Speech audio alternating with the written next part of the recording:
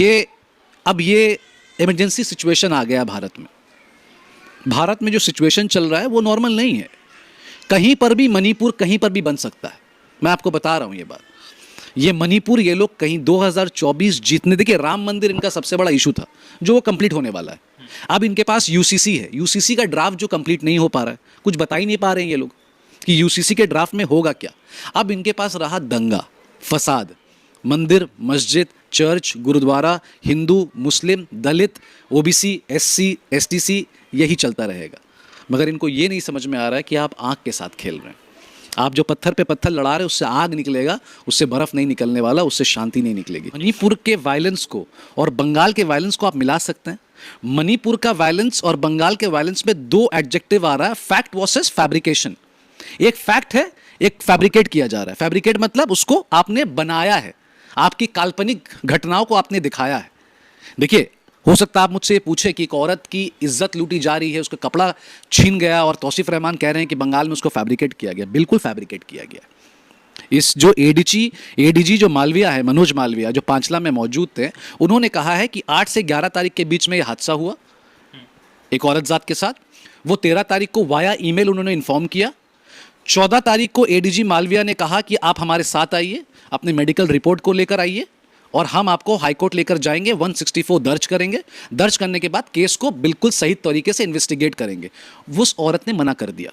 चलिए ठीक है, बात करनी पड़ेगी कि मणिपुर में जो हो रहा है वो मुझे 2002 गुजरात राइट याद आ गया।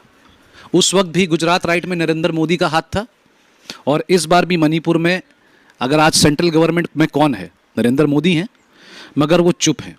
उनके लिए यूएस जाना ज़्यादा इंपॉर्टेंट था, उनके लिए फ्रांस में सेल्फी लेना ज़्यादा इंपॉर्टेंट था, श्रीलंका जाना ज़्यादा इंपॉर्टेंट था, 240 करोड़ की जो उनकी फैंसी ट्रिप थी वो ज़्यादा इंपॉर्टेंट था। जबकि ये सारा कांड जो हुआ है ये मणिपुर के जलने के अंदर ही हुआ है, मणिपुर से पहले नहीं हुआ। पर दो मेरी बहनों को नंगा मणिपुर के रास्तों में परेड करवाया गया और वहाँ पे कम से कम 40-45 मर्द जात थे जो इस चीज़ को लेके परेड करवा रहे। लगता है 1500 से ज़्यादा लोगों की मौत हो गई होगी, क्योंकि 2 वीडियो मेरे पास आया है जहाँ पे जिंदा लोगों को जलाया जा रहा है। आप इसको डिनाई नहीं कर सकते। इसका रीज़न क्या है, कौन पॉलिटिकल पार्टी इन्वॉल्व है, कौन टेररिस्ट इन्वॉल्व है, वो इंपॉर्टेंट नहीं है। पर क्या भाजपा वहाँ की सरकार में है, वो इंपॉर्टेंट है कि नहीं है। वहाँ के जो बीरेन सिंह हैं वो वहाँ के चीफ मिनिस्टर हैं कि नहीं है, वो हैं। तो उन्होंने अपने मंत्रिमंडल के साथ अभी तक नरेंद्र मोदी के पास जाके इस चीज़ का जिक्र क्यों नहीं किया कि वहाँ पे क्या होना चाहिए, what is the plan of action. 42 सीटों में 18 सीट भाजपा को मिली, टीएमसी पावर में आया। नारदा भाजपा लेकर आया, टीएमसी फिर भी पावर में आया। शारदा भाजपा लेके बंगाल आया, फिर भी टीएमसी पावर में आया। आज बंगाल वायलेंस में 45 लोगों की मौत दिखाई गई, फिर भी टीएमसी सत्ता में आया पंचायत में। क्यों? क्योंकि लोगों को समझ में आ चुका है नरेंद्र मोदी की जो आइडियोलॉजी है वो राइट की आइडियोलॉजी है। राइट मतलब राइट और लेफ्ट विंग नहीं, दंगा कराने वाली आइडियोलॉजी है। जितना उन्होंने स्टेज करवाया बंगाल में, दंगा किस हिसाब से करना चाहिए। आपने शुभेंदु अधिकारी का एक वीडियो देखा होगा, वो खुलेआम ये कह रहे थे कि मुझे पता है दंगा कैसे कराया जाता है और इस दंगे को हम ठीक ठाक शक्ल देंगे। तो जब आपका नेता नेशनल टेलीविजन में रिपब्लिक को कह रहा था, मैं नाम लेने में बिल्कुल पीछे नहीं हटूंगा, रिपब्लिक का बूम था तो मैंने कहा रिपब्लिक है, रिपब्लिक वाले को इंटरव्यू दे रहे थे और उन्होंने बताया कि किस तरीके से दंगा करना है। इंदिरा गांधी को लोग मार के चले गए, आपने क्या कर लिया? कुछ नहीं कर सके आप। राजीव गांधी को लोग सरेआम मारते हुए चले गए, आप कुछ कर सके? तो बंगाल में 62,000 बूथ में 65,000 से भी ज्यादा बूथ में कोई आतंक नहीं बचा। 670 बूथों में लड़ाई हुई जिसमें 45 लोगों की मौत हो गई, 19 लोग उसमें से टीएमसी कैडर थे। अमित मालविया की वजह से मैं उनको इंपॉर्टेंस नहीं देता, मैं उनको लाइटली लेता हूँ, मैं उनको ज़्यादा मैं उनको सीरियस नहीं लेता, क्योंकि लोगों ने देखा है कि उनका ट्विटर भी एक बार स्टॉप कर दिया गया था, उनके ट्विटर को ब्लॉक कर दिया गया था। उनके ऊपर बहुत सारे ऐसे एलिगेशंस लगे हैं जहां पर वो भड़काऊ भाषण भी देते हैं और एडिट वीडियो करके दिखाते भी। मैं आपको बताते चलूं, उत्तर प्रदेश के इलेक्शन के टाइम में उत्तर प्रदेश के उन्नति के लिए एक फ्लाईओवर दिखाया गया था, बीच में ग्लोब था, आपको याद होना चाहिए, वो फ्लाईओवर बाईपास का था, पश्चिम बंगाल का था। उसको उसने एडिट करके उत्तर प्रदेश की उन्नति को दिखाया था। तो आप समझ सकते हैं अमित मालविया की जो मानसिक संतुलन है वो बिगड़ चुकी है।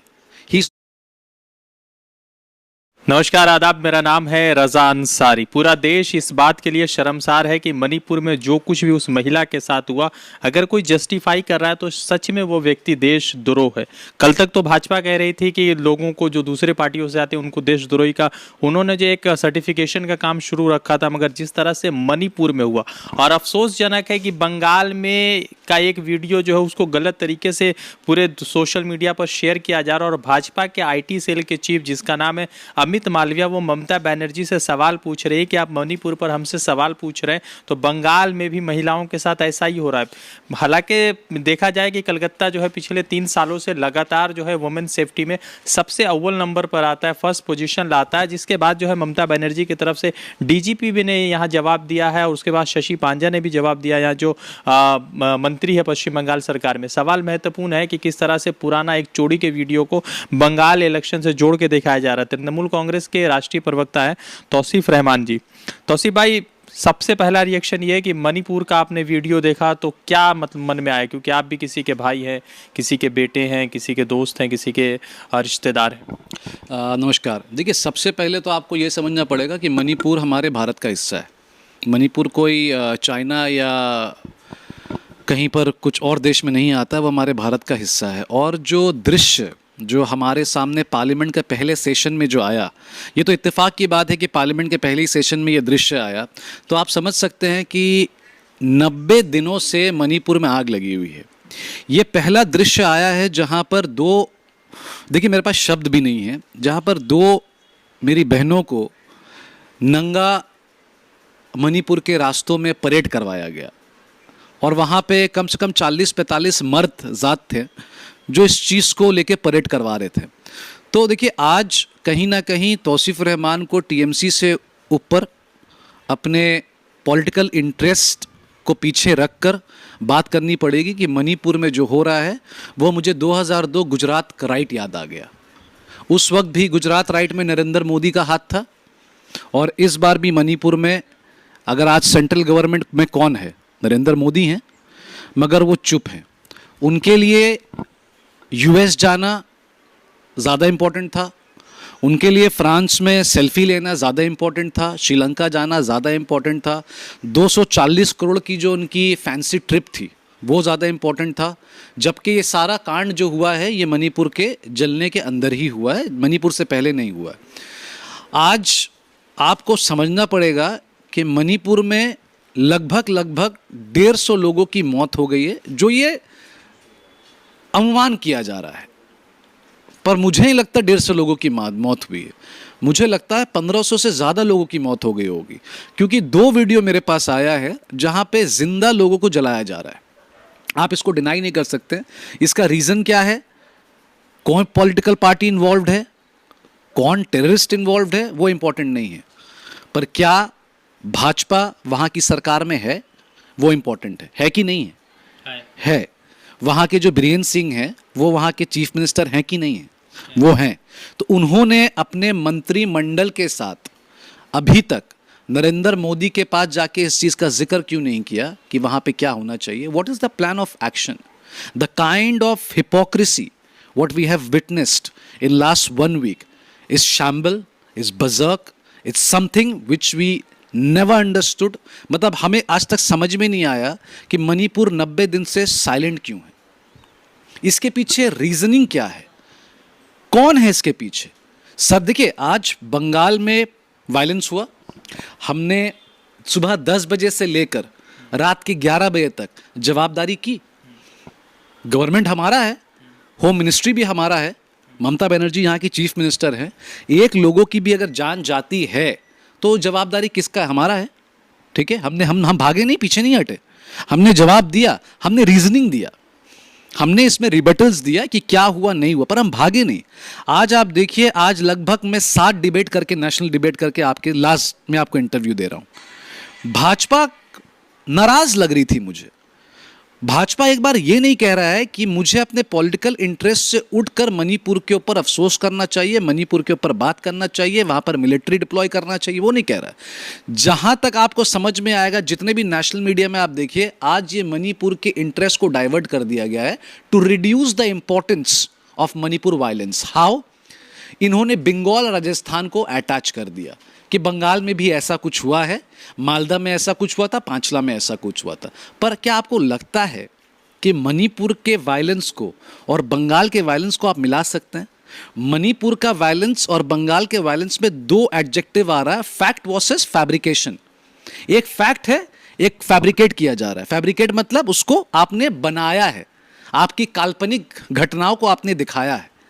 देखिए, हो सकता है आप मुझसे ये पूछे कि एक औरत की इज्जत लूटी जा रही है, उसका कपड़ा छीन गया और तौसीफ रहमान कह रहे हैं कि बंगाल में उसको फैब्रिकेट किया गया। बिल्कुल फैब्रिकेट किया गया। इस जो एडीजी जो मालविया है, मनोज मालविया, जो पांचला में मौजूद थे, उन्होंने कहा है कि 8 से 11 तारीख के बीच में यह हादसा हुआ एक औरत जात के साथ। वो 13 तारीख को वाया ईमेल उन्होंने इन्फॉर्म किया। 14 तारीख को एडीजी मालविया ने कहा कि आप हमारे साथ आइए, अपने मेडिकल रिपोर्ट को लेकर आइए और हम आपको हाईकोर्ट लेकर जाएंगे, 164 दर्ज करेंगे। दर्ज करने के बाद केस को बिल्कुल सही तरीके से इन्वेस्टिगेट करेंगे। उस औरत ने मना कर दिया। चलिए ठीक है, आप ये बोल सकते हैं कि भाई तौसीफ भाई, ये हो सकता है कि उस औरत को शर्म आ रहा होगा फेस करने में। वो कैसे फेस करेगी भाई? बंगाल के जनता ने भाजपा को 18 एमपी आशीर्वाद में दिया है। It's a blessing. 42 सीटों में 18 एमपी भाजपा की है।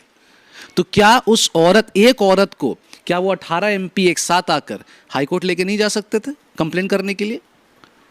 5 एमपी आ सकते थे, 6 एमपी आ सकते थे, मगर 8 से 14 कोई एमपी नहीं आया। अच्छा, उसी दिन पांचला के लोकल पुलिस स्टेशन में सुवेंदु अधिकारी कुछ और मसला लेकर के गए थे, मगर ये जो असॉल्ट हुआ उसमें बात नहीं किया उन्होंने। फैक्ट फाइंडिंग टीम 16 तारीख को कलकत्ते में थी, बंगाल में थी। आपने इसके बारे बात नहीं किया जो असॉल्ट हुआ। आपने सारी चीजों के बारे बात किया। अमित मालविया नाम करके एक व्यक्ति जो पश्चिम बंगाल का को इंचार्ज है भाजपा का, उसने इस तरह के एलिगेशन लगाया, तो ममता बनर्जी सरकार या टीएमसी उस व्यक्ति, क्योंकि मुझे लगता है अमित मालविया की वजह से, मैं उनको इंपॉर्टेंस नहीं देता, मैं उनको लाइटली लेता हूँ, मैं उनको ज़्यादा इल्जाम उसी ने लगाया। मैं उनको सीरियस नहीं लेता, क्योंकि लोगों ने देखा है कि उनका ट्विटर भी एक बार स्टॉप कर दिया गया था, उनके ट्विटर को ब्लॉक कर दिया गया था। उनके ऊपर बहुत सारे ऐसे एलिगेशंस लगे हैं जहां पर वो भड़काऊ भाषण भी देते हैं और एडिट वीडियो करके दिखाते भी। मैं आपको बताते चलूं, उत्तर प्रदेश के इलेक्शन के टाइम में उत्तर प्रदेश के उन्नति के लिए एक फ्लाईओवर दिखाया गया था, बीच में ग्लोब था, आपको याद होना चाहिए। वो फ्लाईओवर बाईपास का था, पश्चिम बंगाल का था। उसको उसने एडिट करके उत्तर प्रदेश की उन्नति को दिखाया था। तो आप समझ सकते हैं अमित मालविया की जो मानसिक संतुलन है वो बिगड़ चुकी है। ही इज़ नॉट, मतलब वो सेंस में नहीं है, तो उसको हम ज़्यादा सीरियस में नहीं लेते। अब उसको ट्विटर में जो भी दिखाना है आप दिखा सकते नहीं लेंगे कुछ नहीं, किस बात का एक्शन लेंगे? देखिए, लोगों का जो आशीर्वाद है, बंगाल में 12 करोड़ की जनता जो है वो वोट किसको दे रही है? आज थर्ड टर्म टीएमसी क्यों है? आज तो ये पहला कोई एलिगेशन नहीं आया। 2015 से 18 तक नारदा शारदा गारदा फारदा सब चला, और जब जब चला तब तब 25 सीटें बढ़ी भाजपा की। ये तो आपको भी मालूम है। भाजपा की बड़ी, टीएमसी की बड़ी। अच्छा। टीएमसी तो मतलब भाजपा तो आपका 2 में था, मगर आपको ये भी देखना पड़ेगा भाजपा को आशीर्वाद मिला है बंगाल में। भाजपा 2 में से आज 70 सीटों में है। तो मैं वही आपसे कहना चाह रहा हूं कि 42 सीटों में 18 सीट भाजपा को मिली, टीएमसी पावर में आया। नारदा भाजपा लेकर आया, टीएमसी फिर भी पावर में आया। शारदा भाजपा लेके बंगाल आया, फिर भी टीएमसी पावर में आया। आज बंगाल वायलेंस में 45 लोगों की मौत दिखाई गई, फिर भी टीएमसी सत्ता में आया पंचायत में। क्यों? क्योंकि लोगों को समझ में आ चुका है नरेंद्र मोदी की जो आइडियोलॉजी है वो राइट की आइडियोलॉजी है। राइट मतलब राइट और लेफ्ट विंग नहीं, दंगा कराने वाली आइडियोलॉजी है। जितना उन्होंने स्टेज करवाया बंगाल में, दंगा किस हिसाब से करना चाहिए। आपने शुभेंदु अधिकारी का एक वीडियो देखा होगा, वो खुलेआम ये कह रहे थे कि मुझे पता है दंगा कैसे कराया जाता है और इस दंगे को हम ठीक ठाक शक्ल देंगे। तो जब आपका नेता नेशनल टेलीविजन में रिपब्लिक को कह रहा था, मैं नाम लेने में बिल्कुल पीछे नहीं हटूंगा, रिपब्लिक का बूम था तो मैंने कहा रिपब्लिक है, रिपब्लिक वाले को इंटरव्यू दे रहे थे और उन्होंने बताया कि किस तरीके से दंगा करना है। इंदिरा गांधी को लोग मार के चले गए, आपने क्या कर लिया? कुछ नहीं कर सके आप। राजीव गांधी को लोग सरेआम मारते हुए चले गए, आप कुछ कर सके? तो बंगाल में 62,000 बूथ में 65,000 से भी ज़्यादा बूथ में कोई आतंक नहीं बचा। 670 बूथों में लड़ाई हुई जिसमें 45 लोगों की मौत हो गई। 19 लोग उसमें से टीएमसी कैडर थे, 19 लोग हमारे थे। मगर हम क्या कहते हैं कि 45 लोग भी हमारे हैं। आप भाजपा करिए, कांग्रेस करिए, सीपीएम करिए, जो भी करिए, मौत के ऊपर जस्टिफिकेशन नहीं होनी पहला चाहिए। रिएक्शन मणिपुर का जब वीडियो आया तो एज अ पॉलिटिशियन नहीं, मतलब एज अ इंसान कैसा पहला रिएक्शन था? क्या मन में आ रहा था करने का, क्या चाह रहे? शमशार हूँ मैं, मेरे पास कोई अल्फाज नहीं। मैंने आपसे पहले ही कहा ना कि टीएमसी स्पोक्स पर्सन नहीं, मुझे पॉलिटिकल अपना इंटरेस्ट भूल कर मैं आपसे ये कह रहा हूँ कि अब ये इमरजेंसी सिचुएशन आ गया भारत में। भारत में जो सिचुएशन चल रहा है वो नॉर्मल नहीं है। कहीं पर भी मणिपुर कहीं पर भी बन सकता है। मैं आपको बता रहा हूँ ये बात। ये मणिपुर ये लोग कहीं 2024 जीतने, देखिए राम मंदिर इनका सबसे बड़ा इशू था जो वो कंप्लीट होने वाला है। अब इनके पास यूसीसी है, यूसीसी का ड्राफ्ट जो कंप्लीट नहीं हो पा रहा है, कुछ बता ही नहीं पा रहे हैं ये लोग कि यूसीसी के ड्राफ्ट में होगा क्या। अब इनके पास रहा दंगा फसाद, मंदिर मस्जिद चर्च गुरुद्वारा, हिंदू मुस्लिम दलित ओबीसी एससी एसटीसी, यही चलता रहेगा। मगर इनको ये नहीं समझ में आ रहा है कि आप आग के साथ खेल रहे हैं। आप जो पत्थर पे पत्थर लड़ा रहे हैं उससे आग निकलेगा, उससे बर्फ नहीं निकलने वाला, उससे शांति नहीं निकलेगी। एक सवाल है, द इंडियन खबर, सच आपके सामने।